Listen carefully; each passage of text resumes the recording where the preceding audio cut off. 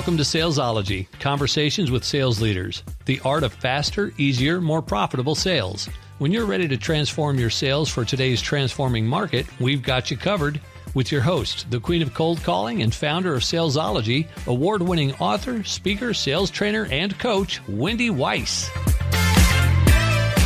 Hi there. Welcome to Salesology, Conversations with Sales Leaders, the art of faster, easier, more profitable sales.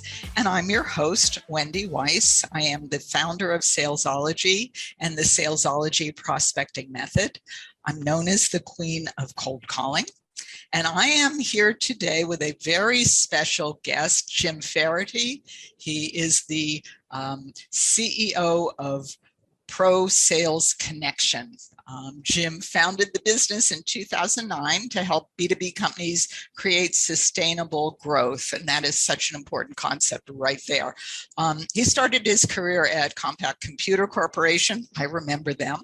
And then he went on to lead sales teams at Hewlett, Packard, and Western Union.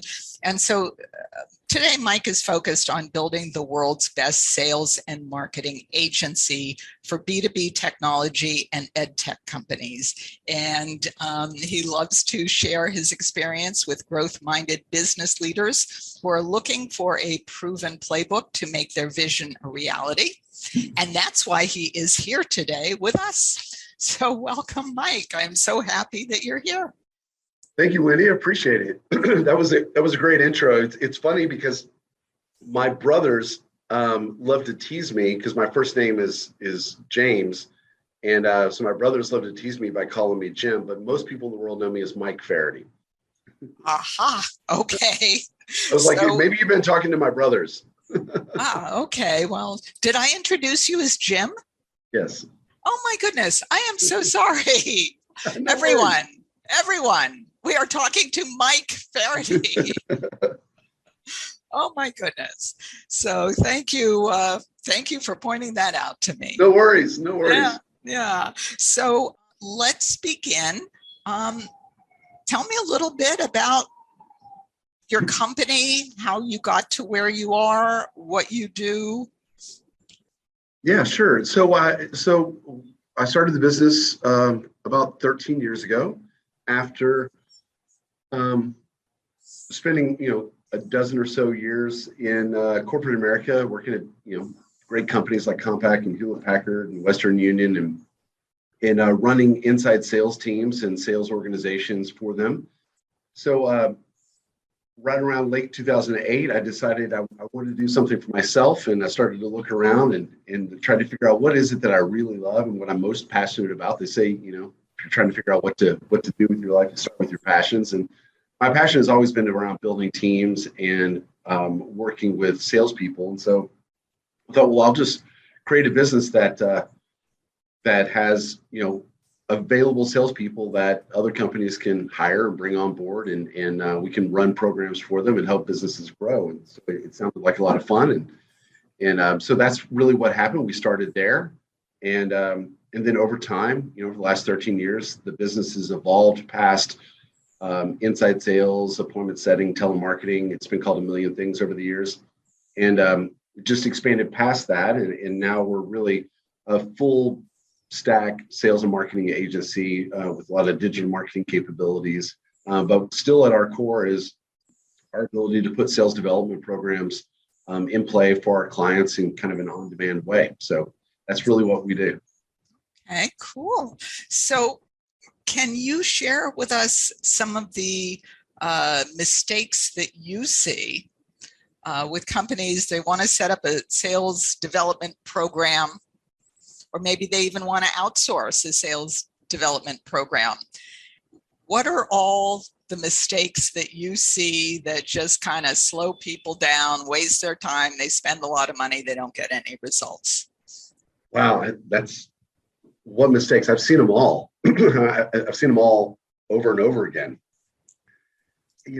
I think just starting at the very beginning, I think when you're looking for sales development people are unique in that they're door openers.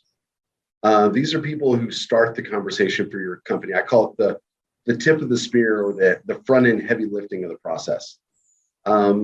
And oftentimes what you want out of a salesperson, sales executive, or an account manager, or someone like that who's carrying a quota and managing relationships is often slightly different than what you want from a sales development person, from that person who's working the front end.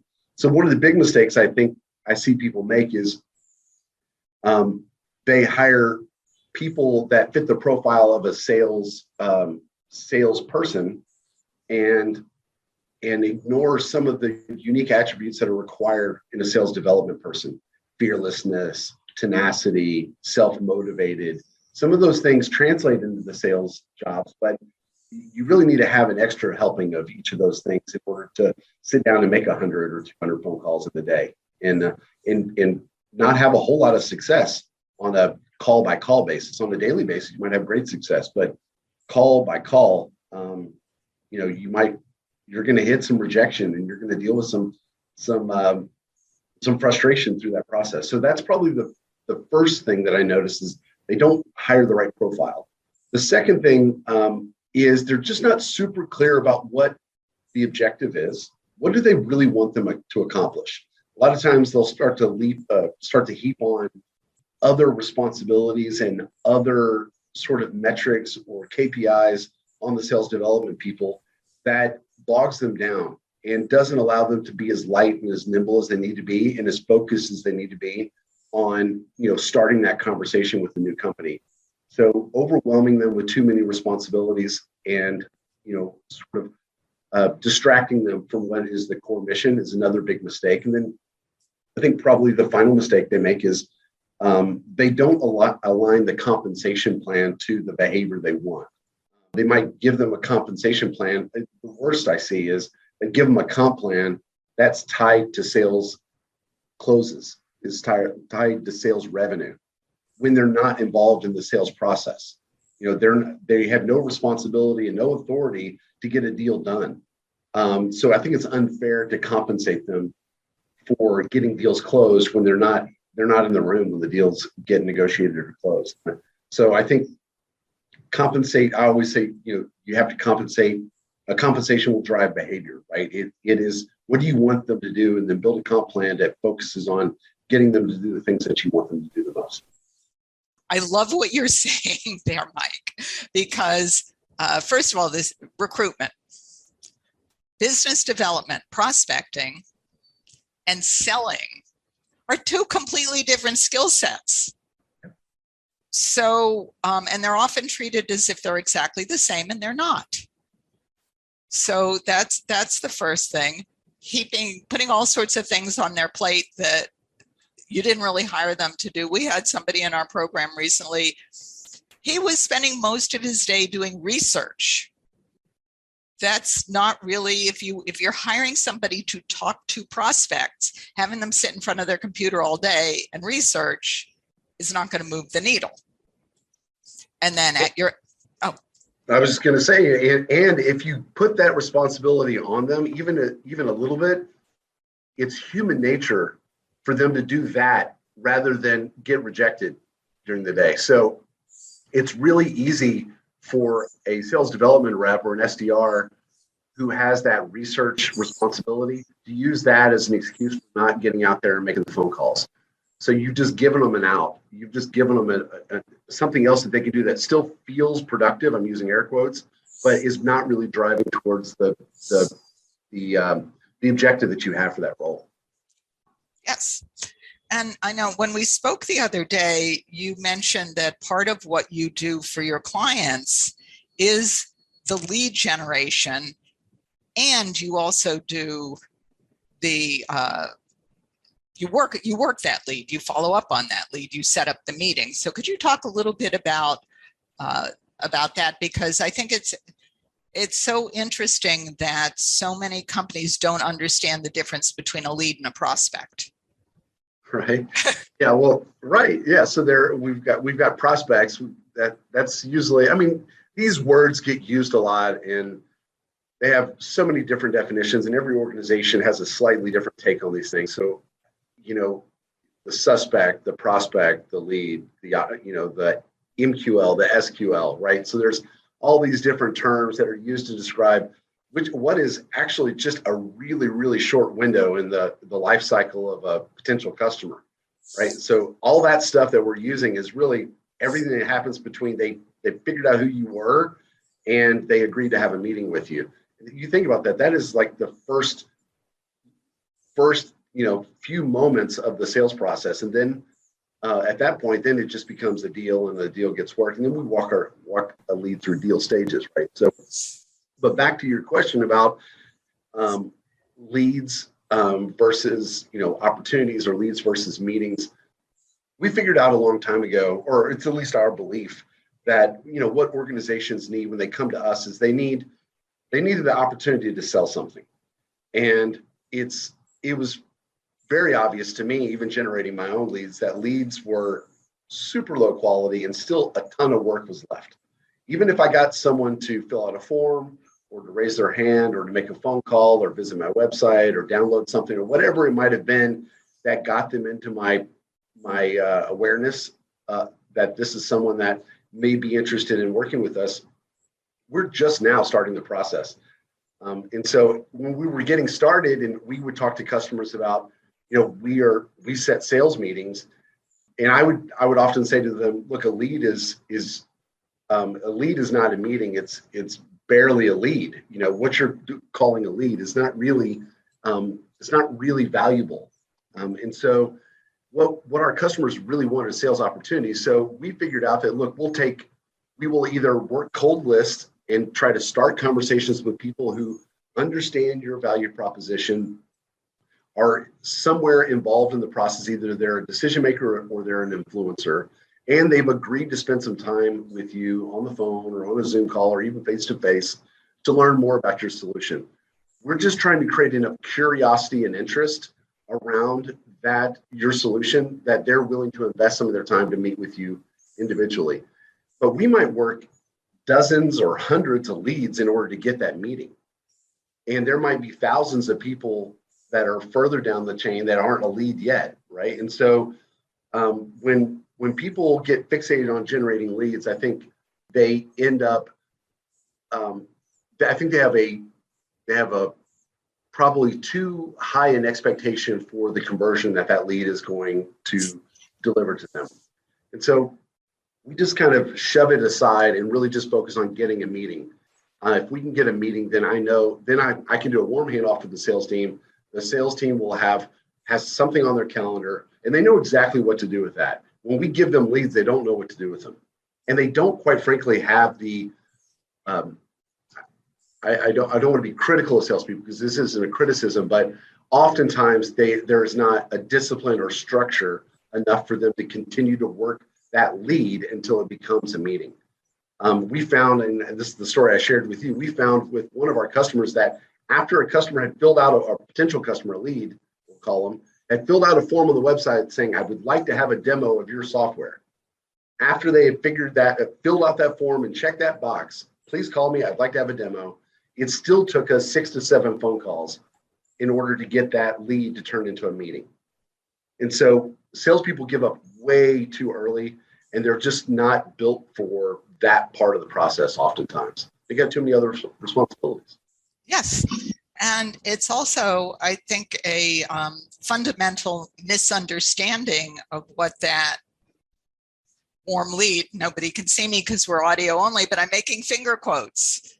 That does not mean I've got my credit card in my hand and I am ready to buy from you. So, and that's unfortunately the way a lot of sales organizations handle what they call leads.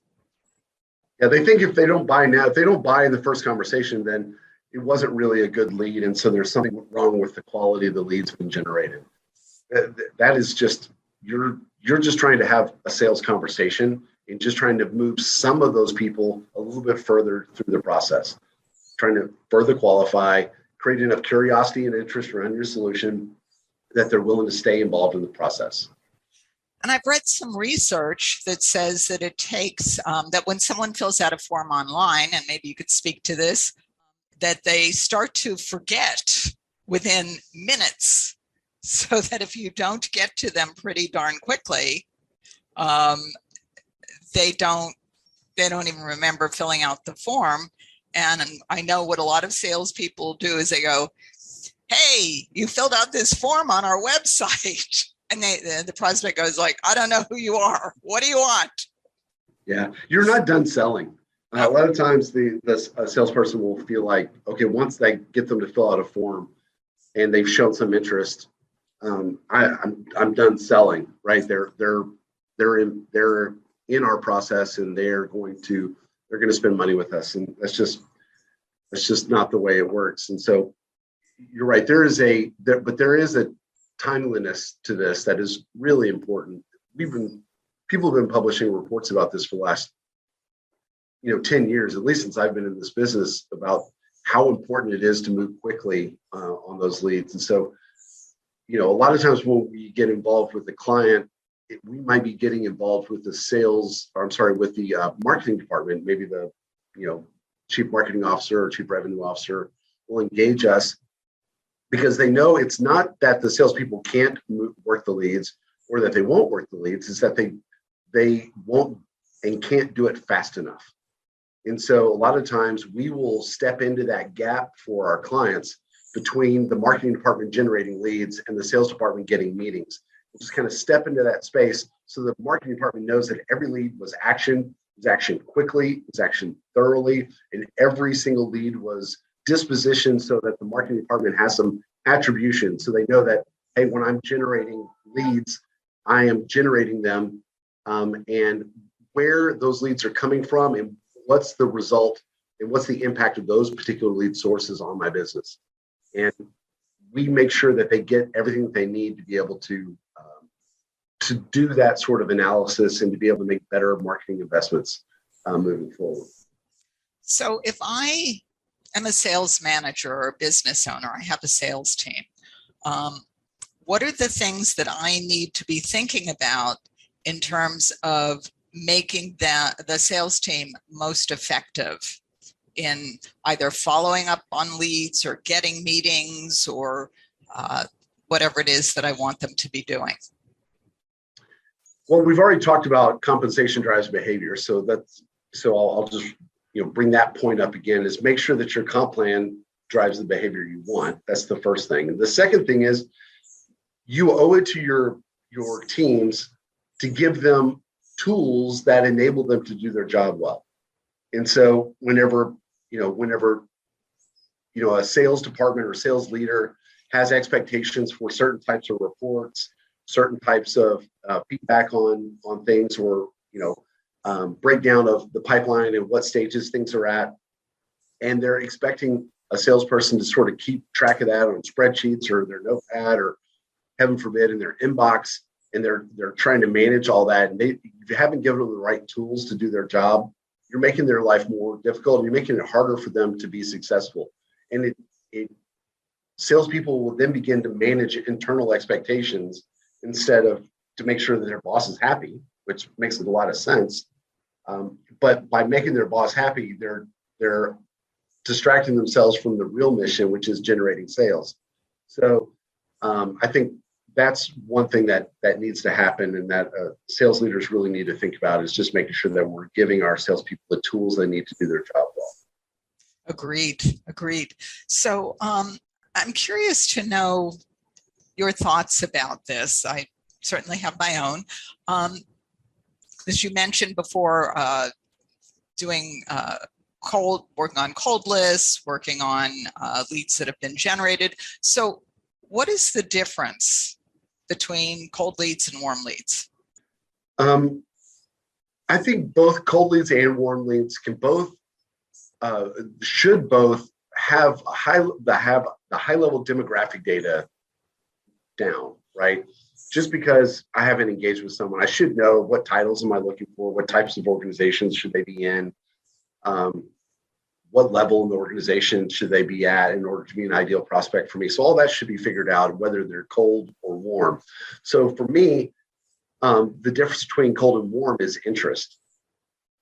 So awareness, they understand what it is that we do, and they've expressed some level of interest in learning more about that or considering that solution. They're not really yet in the consideration phase, I wouldn't move them that far down the sales funnel. If you think about awareness to consideration to engagement to opportunity, and as you move down the funnel, they're not quite in that consideration range yet, but they're definitely aware of who you are and what you do, and they've expressed some interest. Those are the things that I would call warm leads, and they've raised their hand to some degree at some level to say, I'm interested and I'm here and I'm interested. I want to learn more. Now, they may not have expressly asked for a call or to engage with the salesperson, but they have expressly said, I am interested in knowing more about this by the behaviors that they're showing, the things that they're looking at, actions they're taking on your website, those sorts of things. Agreed. Although I often feel that this cold, warm controversy is the idea of a warm lead is something really that salespeople and marketing people have made up, because it is not necessarily a predictor of behavior. Prospects don't think they're warm. They just think, is this salesperson saying anything that I think is interesting that I want to hear right now?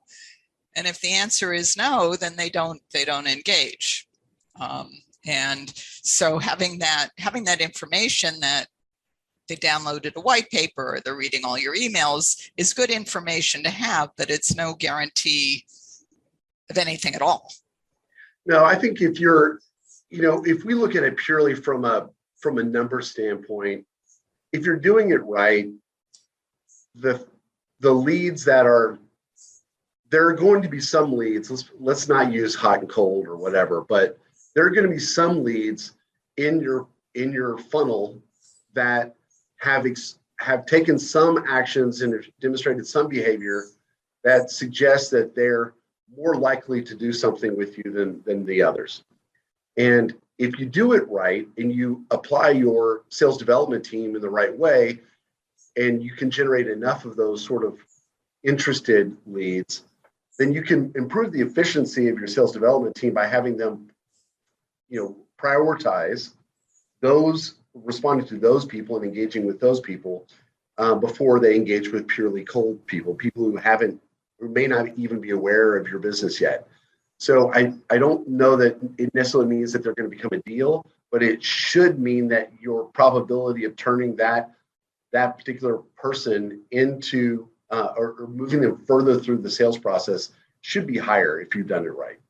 Yeah, that's key phrase there, if you've done it right.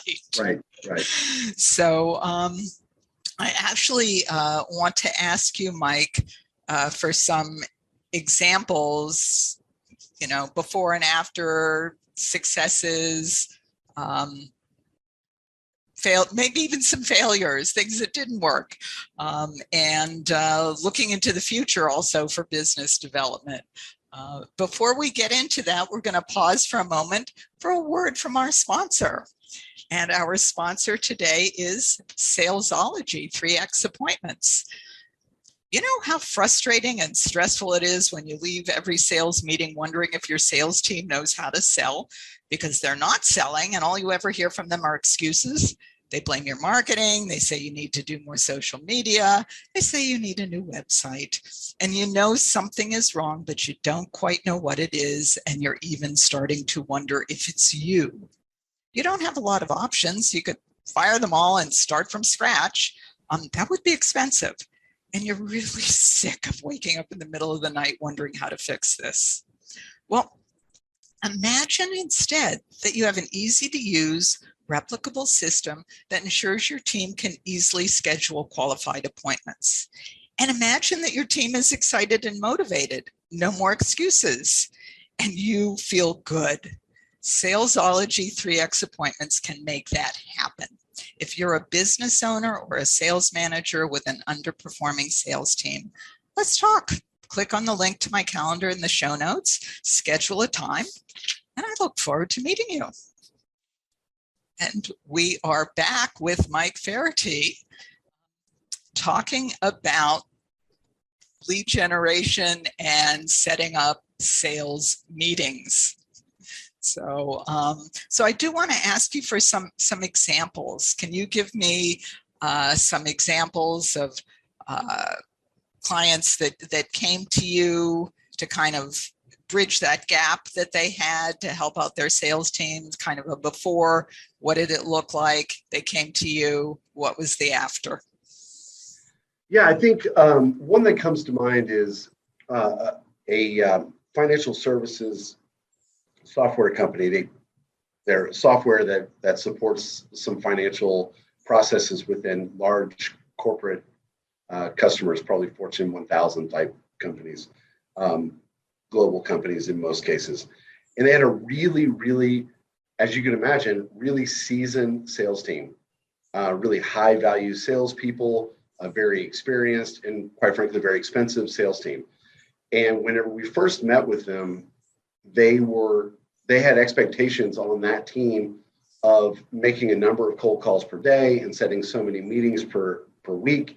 And it was actually, there was two problems they were dealing with. One was they weren't being productive. They weren't able to hit these goals that they had set for themselves of so many meetings per week and so many phone calls per week or whatever. That was one problem. The other problem was the sales team was really unmotivated. They felt like they were too seasoned and had too much experience, and it wasn't really the highest and best use of their time because they had such specific technical expertise that sitting at their desk making cold calls seemed like not a very good use of their time. And they were a little disengaged and a little unmotivated, to say the least. And so whenever they came to us and we started working with them and put together a plan to really take that part of the business off of their plate. And we put a team on our side on the phone, making outbound calls into their list using their systems. And so we were able to connect and communicate the disposition and the activities were all flowing back into their Salesforce environment. So they felt really comfortable. They knew who was being called and what was being said and what actions were being taken. And the meeting volume obviously went through the roof. We were able to set more meetings and they were able to set for themselves.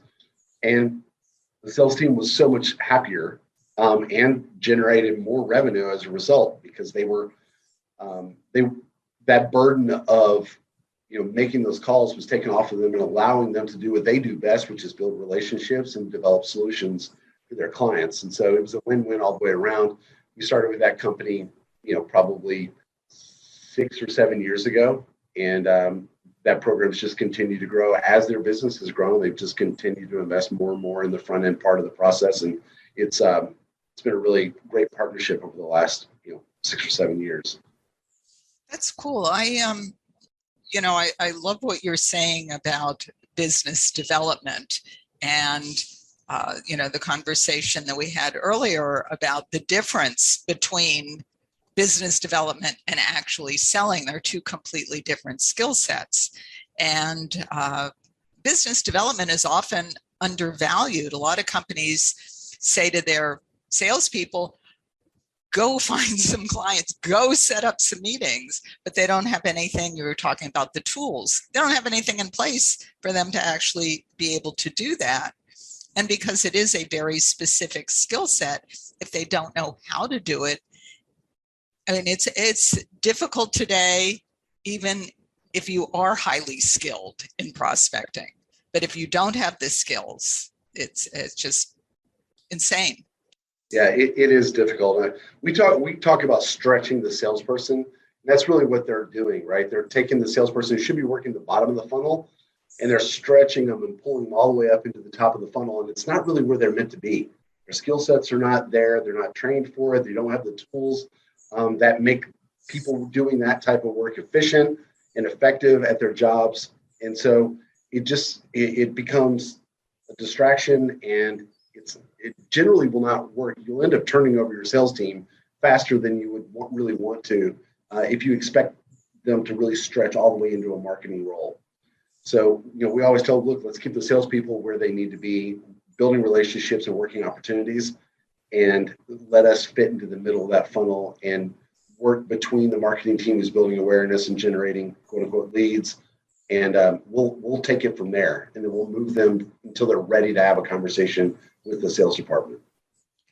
So I'm curious what you've seen in the past couple of years since COVID hit. What has changed in terms of prospecting and setting up meetings? What's different that you see? Well, the obvious difference is, before COVID, probably half of the meetings we were scheduled were face-to-face meetings. Now, virtually all meetings start with Zoom calls. All sales engagements are going to start with a video call. So that's just a real fundamental change that's happened. The other is salespeople, I think, have been really leading in that area of just being really conscious and aware of, hey, I work on camera now. That is a part of my life. And so, we're seeing salespeople really investing in equipment to be able to support that, to make sure they've got good lighting, make sure they've got good high quality cameras, because now this is the best opportunity they're going to get. I know whenever I have meetings, sales meetings, when I'm meeting with people who are considering working with us, I always have my camera on. I try to be as presentable as humanly possible. I can only do so much, I kind of look like Shrek, but it's like I got to do my best, right? So that's one of the big changes that I've noticed is just how the technology and how salespeople have embraced technology in this time. The other is there's just buyers continue to get more and more savvy. They continue to be more and more self-reliant and wait longer and longer to actively engage the sales process. Even 10 years ago, certainly 20 years ago and 25 years ago when I was starting this business, salespeople were still a resource back then. Buyers would engage salespeople just to learn. And so the salesperson was happy to have those conversations because they gave them an opportunity to start to set the narrative and to start to frame the conversation. And, we used to call it wiring bids, right? Just be able to, if I can get them to buy into this one particular requirement that I know it's going to eliminate 2 or 3 of my toughest competitors, if they believe that this one thing is important. We don't really get a chance to do that as much as we used to. So now, whenever a buyer finally engages the sales team, they've already researched all the competition. They've already downloaded white papers and ebooks, and they've read up on solutions. They've talked to their colleagues, because it's so much easier to reach out to people via social media that you've never had access to before. So if I'm a controller at, a large chemical company, it's easy for me to reach out to a non-competitive, controller at another company and say, hey, I'm looking at this product or this service or this company. Do you have any experience with them? I saw your name mentioned on their website. What can you tell me about it? They might do all of that before they ever have a sales conversation. So, I don't see that changing. I expect that to continue down that road. I think salespeople will still always have a very important role in the process, but we are being boxed in a little bit to the end of the conversation. That's a challenge that salespeople have to really think about, how they're showing up in those moments when they finally get their opportunity. Absolutely. And the good news is that, it used to be if you were going to get in your car and go see someone, there was only so far you could go. I mean, you had a territory and maybe you'd, 3, 4, maybe 5 meetings in a day, but you'd be driving around meeting with people. Today, you could be on Zoom all day long. You could work with people all over the country or all over the world, depending on what your solution is. And so it does broaden the opportunity. Yeah, we're unencumbered now by geography. Absolutely. Yeah. So I know, Mike, that you have a gift for our listeners. And can you tell us a little bit about that? Yeah, thanks, Wendy. It's so we've taken some time to develop a tool, an aid for marketing professionals that we're really excited about, and even sales leaders could benefit from it. We're calling it the CMO Planner, and we just ask a few very simple questions about your business, your average customer value, your close rate, just a few, probably 4 or 5 very high level numbers or data points that we want to collect from you. And then we'll ask you just a few other questions about the type of marketing and the type of demand generation you are doing already and what you would like to do. And the output is we'll we'll actually deliver to you a budget and a plan that shows you all the different types of services that you need to be considering and how much you should plan to invest in each of those for you to hit your potential sales goals. So I think it's a really fun, quick, down and dirty planning tool. So I'm imagining I'm a new CMO at a software company, and it's day one, right? And I'm trying to figure out, okay, I've just got my budget for next year, and I know what the goals are for the year. Where do I start? This would be a great place to start to mess around with what the levers are that are going to impact your business and get a quick and down and dirty output. We are not a technology company. We are sales trainers, but nonetheless, I'm going to download it. So we're going to put the link. Go to the show notes, everyone, because the link for this is going to be in the show notes. And so, Mike, if someone wants to reach you, what's the best way for someone to reach you? The easiest way for people to reach us is just to go to our website. It's ProSalesConnection.com, ProSalesConnection.com, and you can go there and easily find us and get connected there. I'm also happy to connect with people over LinkedIn. So send me a LinkedIn request. My name again is Mike Faherty, Faherty. And so send me a LinkedIn request there. And in the subject line or in the line of the connection request, just mention this podcast, and I'll make sure that I get connected with you, and we can set up some time to chat if that's of interest. Okay, well, no worries. Our listeners, no worries, because we're going to put Mike's website in the show notes, and we'll put a link to his profile, his LinkedIn profile, in the show notes. So no worries at all about scribbling that down on a piece of paper. And so before we finish, Mike, this has been great. Will you put your hand over your heart and promise me you'll come back so we can continue the conversation? Absolutely. This is a lot of fun, Wendy. Like I said, when we met, recently, that I've been aware of you for a long time. I used to read some of your blogs, years and years ago, probably a decade ago. So I'm a fan of the work that you do, and I think you're really good at this specific thing, like just helping people get better at the phone end of the job, right? Just get them better at making those calls and getting results. So I think you're great at what you do. I'm just excited to be here. Thank you so much, Mike. You just made my day. So all of our listeners, do check out the show notes for all of Mike's links, his gift, his website, his LinkedIn profile. And also, please share us on social media. Tell your friends. Give us good reviews. Thank you so much for listening to the Salesology Conversations with Sales Leaders podcast. And till we meet again, visualize yourself surrounded by cash, really large bills. You've been listening to Salesology, Conversations with Sales Leaders, the art of faster, easier, more profitable sales. Be sure to follow so that you don't miss a single episode. And while you're at it, please leave a rating and review, and be sure to share it with your friends. Tune in every week for more exciting insights and wisdom on transforming sales. And until next time, visualize yourself surrounded by cash, very large bills.